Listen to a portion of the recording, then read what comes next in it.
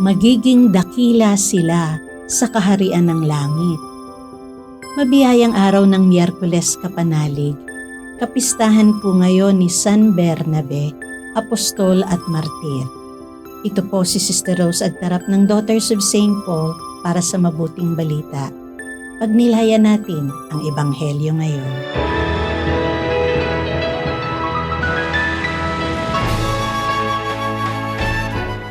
Sinabi ni Jesus sa kanyang mga alagad, "Huwag ninyong akalain na naparito ako para pawalang bisa ang batas at mga propeta.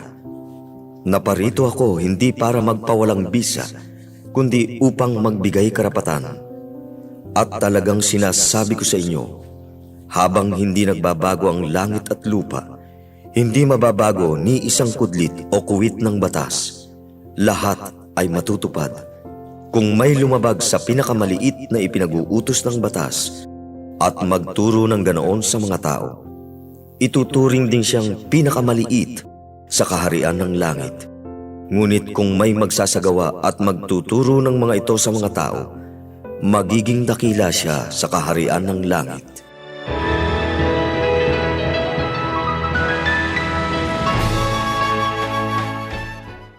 Sino ang iyong travel buddies?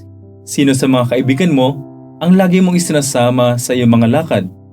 Aminin man natin o hindi, meron tayong mga paboritong tao na gusto natin kasama kapag maglalakbay tayo. Yung hindi pabigat, yung hindi intindihin, yung walang attitude at mabilis pakisamahan, yung kayang samahan tayo sa kahit anong sitwasyon, maging masaya, mahirap man o malungkot. Kung sa paglalakbay mas gusto natin ay may kasama, lalo at higit siguro sa misyon. Kaya sa araw na ito ipinagdiriwang natin at inaalala ang isa sa pinakamalapit na travel buddy ni San Pablo sa misyon, si San Bernabe. Walang masyadong impormasyon ang naitala patungkol kay San Bernabe, maliban sa pangalan niya ay nangangahulugang Son of Encouragement. Kilala din siya bilang pinsan ni Mark na isa sa mga nagsulat ng Ebanghelyo. Narinig natin mula sa gawa ng mga apostol kung paanong itinalaga si San Bernabe at si San Pablo upang maging apostol sa mga hentil. Sila ang inatasan na magpahayag ng salita ng Diyos sa mga hindi naniniwala sa Diyos, lalong-lalo na sa mga komunidad ng Antioch, kung saan unang tinawag na Kristiyano ang mga tagasunod ni Kristo. Sila rin ang nagtanggol sa mga bagong kaanib ng Kristyanismo mula sa pang-aapi ng ilang mga Hudyo. Isang misyon na tila ba imposible ang iniatas sa kanila. Subalit sa katatagan at pagmamahal nila sa misyon, naging matagumpay sila sa kanilang pagpapahayag.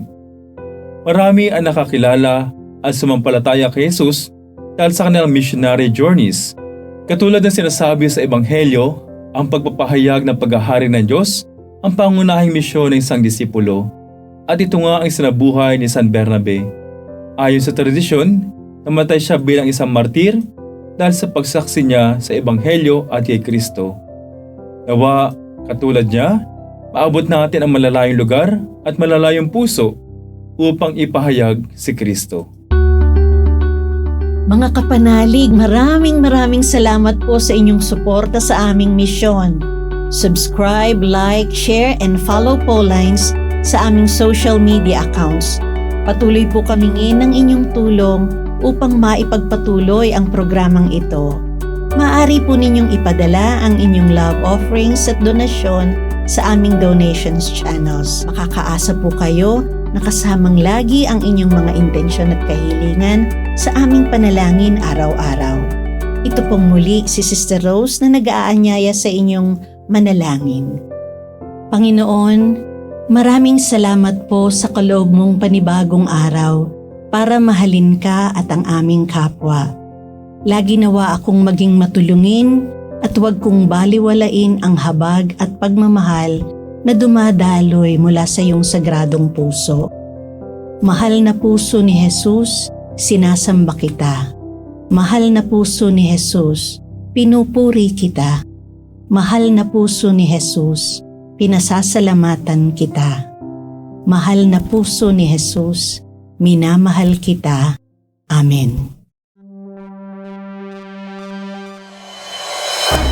We are here to provide a new way of communicating and proclaiming the gospel.